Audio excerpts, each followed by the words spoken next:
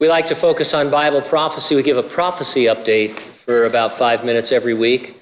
Lots of reasons for it. One is that there are lots of prophecies to be fulfilled, about 500 unfulfilled prophecies. And since we are futurists, we believe that they will be fulfilled in a literal and physical and apocalyptic context.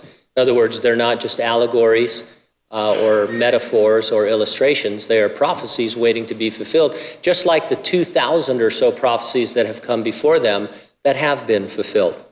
So we talk a lot about the mark of the beast. Everyone has at least heard of it, something on or in our hand or forehead by which citizens in the future Great Tribulation will be identified and by which they will transact all of their daily business. For centuries, futurists like us were ridiculed for believing that the mark could be something literal. No one could conceive of the kind of technology that would be necessary to effectively connect the entire world in a system of commerce. Today, everyone understands that there are multiple technologies involving biometrics that could fulfill this 2,000-year-old prophecy. It's not a problem anymore, but it's only been in the last couple of decades of human history, so you see how rapidly we're moving. Invasive technology involving our bodies is happening. One article I read this week was titled, "Former Google CEO Eric Schmidt believes biology is the next frontier in computing." Here's some excerpts. "Brain inserts and carbon-absorbing bacteria aren't fantasies of Silicon Valley's richest executives. They're part of a larger hope to advance artificial intelligence. Biology will undoubtedly fuel computing in coming years," former Google CEO and current technical advisor Eric Schmidt said at a conference called SynBioBeta in San Francisco Monday. "Taking biology and turning it into something that can be digitally manipulated is an enormous accelerator." That's what the Borg did, by the way, if you are a Star Trek fan.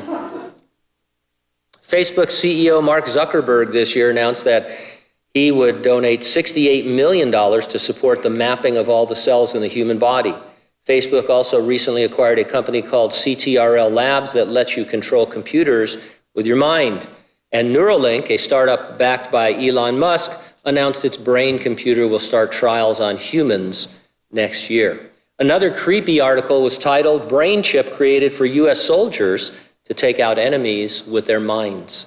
A groundbreaking device has been created that could allow soldiers to control equipment and vehicles with just their thoughts. Scientists from several universities in the United States have created a new brain-computer interface strip. The device is connected to the upper neck, picks up on brain signals, and converts them to digital information. These signals could be used to steer a vehicle or control other computers. Last year, the U.S. military's Defense Advanced Research Projects Agency, or DARPA, launched a new generation of warplanes which are flown by a pilot sitting hundreds of miles away with an implant in their brain. It's like a video game connected to your brain, only it's a real warplane in real warfare. So the mark of the beast is child's play in today's tech-savvy world. It's not a matter of can it be done, it's a matter of when will it hit. There are a plethora of ways it could be fulfilled. All I'm saying today is that the Apostle John saw it 2,000 years ago, exiled on the island of Patmos, and he talked about it.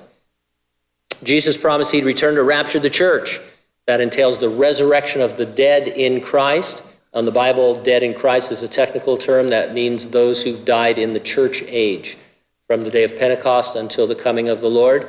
So the dead in Christ will rise first, and we which are alive and remain will be caught up to be together with them in the clouds. We will receive immediately our glorified bodies in a moment, in the twinkling of an eye. So it's true that some people will never die. You know, they say there's only two things that are true, death and taxes, but not everybody will die. There will be a generation of Christians that's caught up to heaven alive.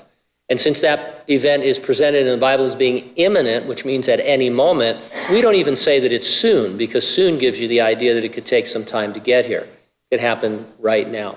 Are you ready for the rapture? If not, you need to get ready and stay ready and keep looking up, because ready or not, Jesus is coming.